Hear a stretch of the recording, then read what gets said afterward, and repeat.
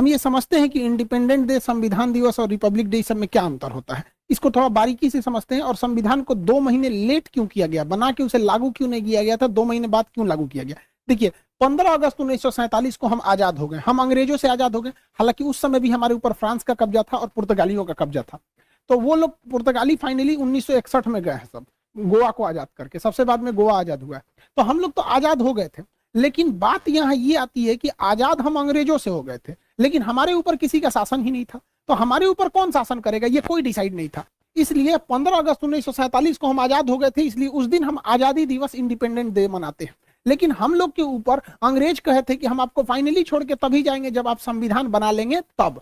तो हम लोग संविधान 1946 से 1949 के बीच में बनाए, जो फाइनली बन के तैयार हुआ 26 नवंबर 1949 को। इसलिए 26 नवंबर 1949 को हम कहते हैं संविधान दिवस। तो आजाद हो गए, संविधान हो गया यहाँ पे। लेकिन जब तक ये संविधान लागू नहीं हो जाता, हम कैसे कहेंगे हमारे ऊपर किसका शासन चल रहा है। रियलिटी में देखिएगा हमारे ऊपर किसका शासन है, संविधान का।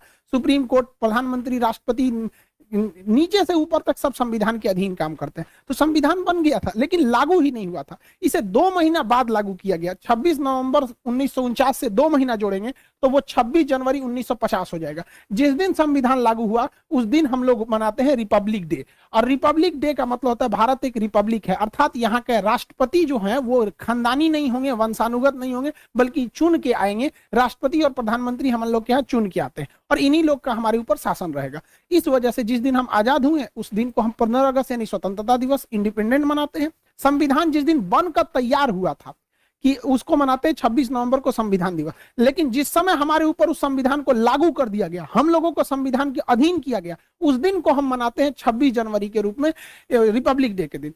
यह हम टोटल मैटर ये समझिए कि इसे 2 महीना लेट क्यों किया गया था, ये समझना है। तो अब हम इतिहास में चलते हैं, क्यों इतना लेट हुआ था।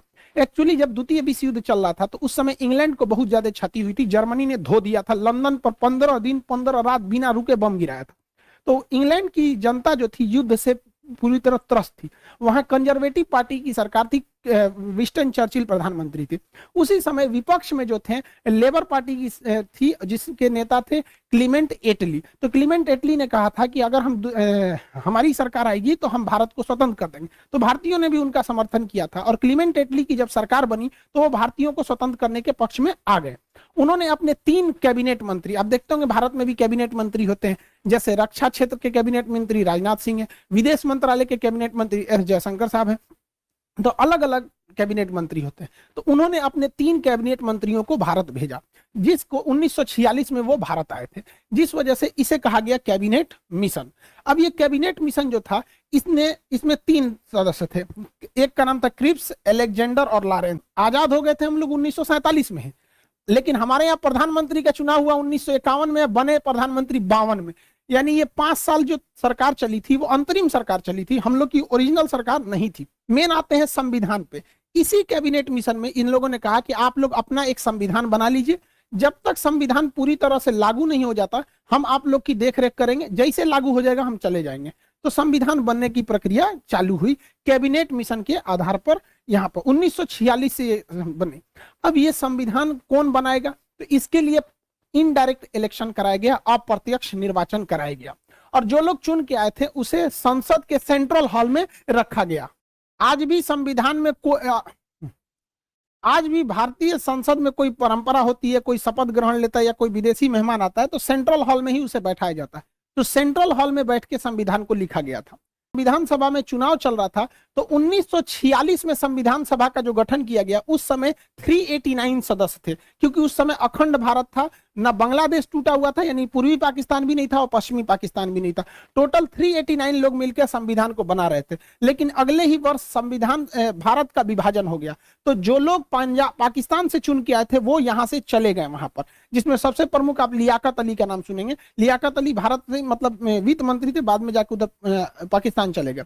1947 में जब देश का विभाजन हुआ तो 1947 में देश के विभाजन के बाद केवल 299 सदस्य ही बच गए, ये याद रखिएगा। और यही लोग मिलकर पूरे संविधान को आगे बताते गए। 47 में लिखा गया, कुछ 48 में, 49 में। फाइनली जब संविधान पर हस्ताक्षर करने की बात आई तो 1950 तक, 24 जनवरी 1950 को जब फाइनल हस्ताक्षर हो रहा था तो कई लोगों की देहांत हो चुका था। फाइनली बचे थे लोग 1950 में 284 लोग। तो फाइनली संविधान पर जो 13 किलो का हमारा संविधान है, ओरिजिनल संविधान 13 किलो का है, उस पर जो हस्ताक्षर है वो 284 लोगों का ही है। हालांकि बचे थे इतने लोग, ये लोग तो देहांत से गए थे, जिसमें 15 महिलाएं हैं। तो सोचिए, महिलाओं के हम लोग महत्व को कभी नहीं भूल सकते हैं। संविधान बना कैसे, तो इसके लिए अलग अलग कमेटी बनाई गई और उनकी जिम्मेदारी सौंपी गई कि आपकी ये कमेटी है, आपकी ये जिम्मेदारी रहेगी। राज्यों को कैसे चलाना है, ये राज्य कमेटी है, आप बताइएगा। तो अलग अलग करके ऐसे कुल 13 समितियों को बनाया गया था।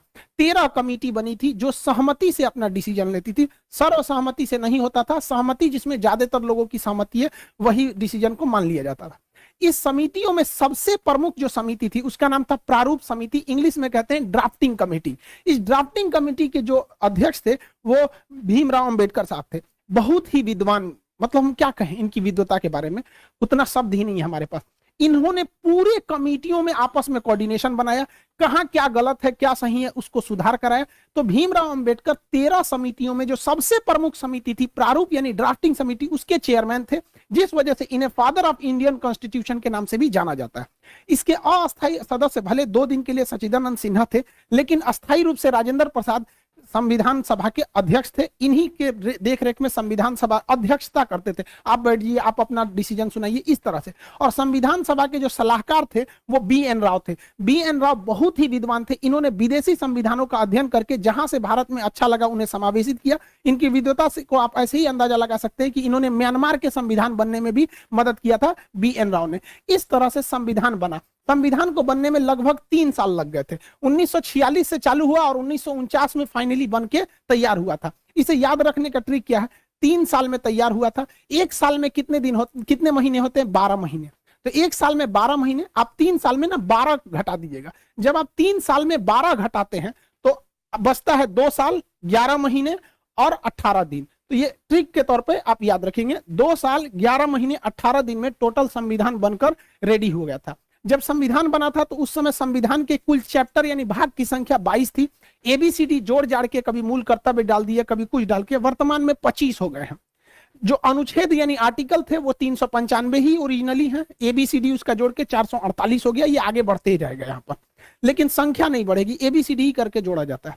जब अनुसूची यानी शेड्यूल थे वो 8 थे। वर्तमान में अनुसूचियों की संख्या टोटल जो हो गई है वो 12 हो गई है। तो इस तरह से संविधान को बनाया गया। इतने मेहनत और इतने प्रयास के बाद से फाइनली भारत का संविधान बना, जो दुनिया का सबसे बड़ा लिखित संविधान हो गया। अब इसको बन के तैयार हो गया 26 नवंबर 1949 को। इस दिन हम लोग मना लेते हैं संविधान दिवस। लेकिन इसे लागू किया गया 2 महीने बाद 26 जनवरी 1950 को। इसकी टोटल कहानी समझते हैं, इतना लेट क्यों हुआ, तो इसकी कहानी छुपी है 1929 में। कांग्रेस का हमेशा अधिवेशन होता था। फाइनल जो ईयरली मीटिंग होती थी उसे अधिवेशन कहा जाता था।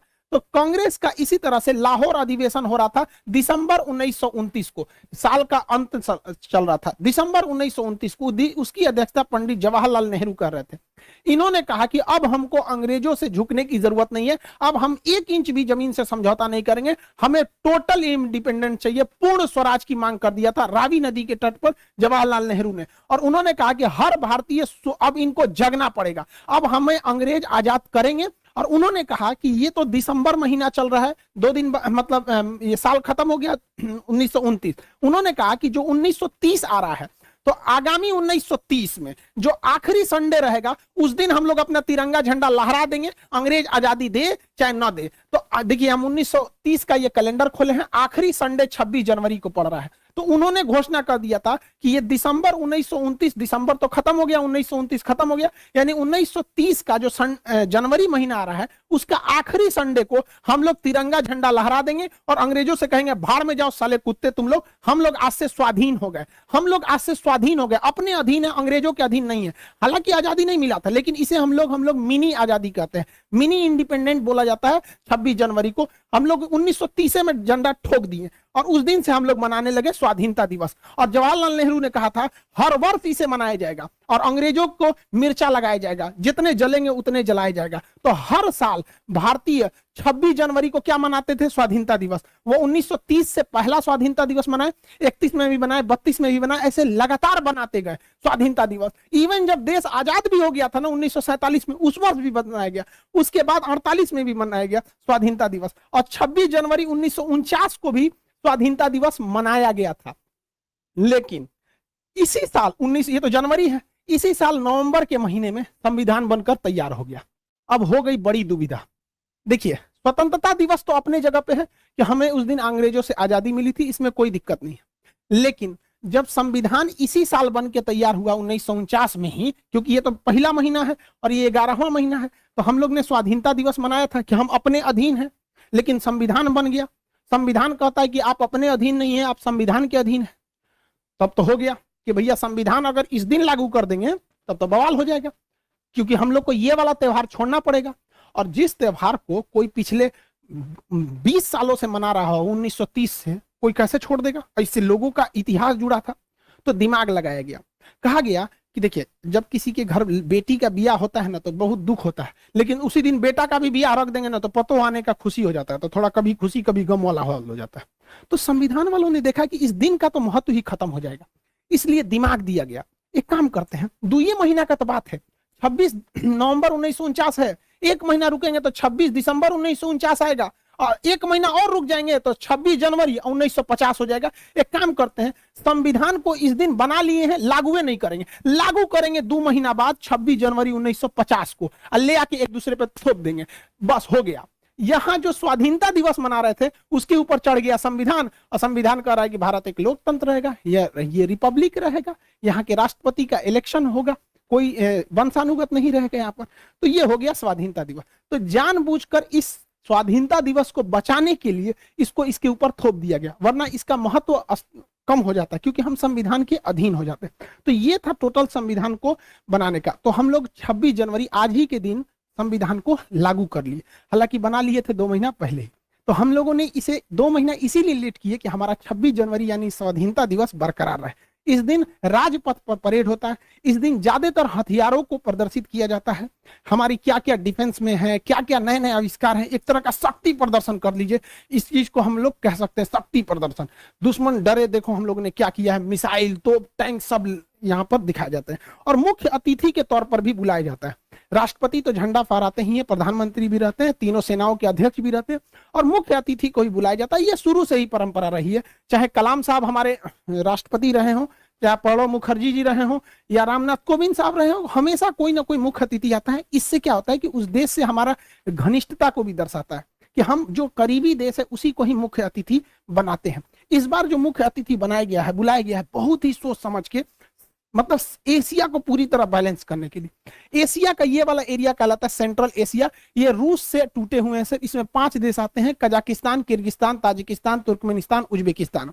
इन 5 देशों को, ये जो 5 देश हैं, इनको संयुक्त रूप से बुलाया गया है, 5 को चीफ गेस्ट बनाया गया है इंडिया में। इतना महत्वपूर्ण है कि इसके रास्ते हम लोग पूरे यूरोप में जा सकते हैं, क्योंकि ईरान के चाबहार बंदरगाह से हम रेलवे लाइन यहाँ ले जा सकते हैं और यहाँ से पूरे यूरोप में एंट्री कर सकते हैं। तो ये सेंट्रल एशिया से हमारा रिलेशन बनाना बहुत जरूरी है। सेंट्रल एशिया इतने महत्वपूर्ण है, ये आप अंदाजा लगाइए। इस्लामिक ऑर्गेनाइजेशन की जो मीटिंग हो रही थी पाकिस्तान में, तो इन लोगों ने उसकी मीटिंग छोड़ के भारत की मीटिंग को अटेंड कर लिया। चाइना इससे इतना डरा हुआ है कि आज 26 जनवरी को ये लोग मुख्य अतिथि के रूप में हैं। चाइना कहा कि आप हमारे पास आइए ना 25 जनवरी को। तो ये कहा सर कि कौन सी खिलवाड़ समझे हैं, हम चीफ गेस्ट बने हैं, कैसे एक दिन में वहां चल जाएंगे, यहाँ चल जाएंगे, नहीं आ पाएंगे। तो चीन कहा कि ये तो गड़बड़ बात है, ये तो भारत के फेवर में चल जाएगा, सब गड़बड़ हो गया। कहा कि ठीक है, हम लोग जूम पे मीटिंग कर लेंगे, वर्चुअल मीटिंग। इतना डरा हुआ है। तो बहुत बेहतरीन मतलब फॉरेन पॉलिसी भारत की जा रही है, ये अच्छी बात है हमारा। तो आप ये समझ गए कि हम लोग को आजादी कब मिली थी। आजादी मिली हम लोग को 15 अगस्त 1947 को। देखिए, इस दिन देश बना नहीं, इस दिन देश आजाद हुआ। हालांकि कई लोग 1498 में वास्को डी गामा भारत की खोज नहीं किया था, भारत पहुंचने वाले रास्ते की खोज किया था। भारत का कोई व्यक्ति नहीं बता सकता है कि भारत का प्रारंभ कब से हुआ, कोई नहीं बता सकता है, इसका कोई आरंभ नहीं है। हाँ, पाकिस्तान का जन्म जरूर हुआ था 14 अगस्त 1947 को। इससे पहले पाकिस्तान का कोई इतिहास नहीं है। पाकिस्तान के इतिहास की किताबों में यूरोप का इतिहास पढ़ाया जाता है, क्योंकि इनका अपना तो कोई इतिहास नहीं है। तो पाकिस्तान का इस दिन जन्म हुआ था और हम लोग को इस दिन आजादी मिली थी। तो जन्म और आजादी में अंतर होता है। हमारा जन्म नहीं हुआ। गीता में भगवान श्री कृष्ण ने कहा था कि जिसका जन्म हुआ है उसकी मृत्यु निश्चित है। देखिए, हम और आप गलत हो सकते हैं, गीता की बात तो गलत नहीं होगी। चुट्टे का जन्म हुआ है, इसकी मृत्यु निश्चित है, वापस आएगा ये भारत में यहाँ पर, और हम अखंड भारत हो जाएंगे। ये हम लोग की भी कामना है। लेकिन एक और बात संदेश, आरा के लड़के, जहानाबाद के लड़के, आप जो प्रोटेस्ट करना है, जयपुर के भी लोगों से हमारी बात हुई, उन लोग को भी हम समझा। आप पटना के डीएम साहब का भी स्टेटमेंट सुनिए, ये स्टूडेंट से मिलने गए थे वहां।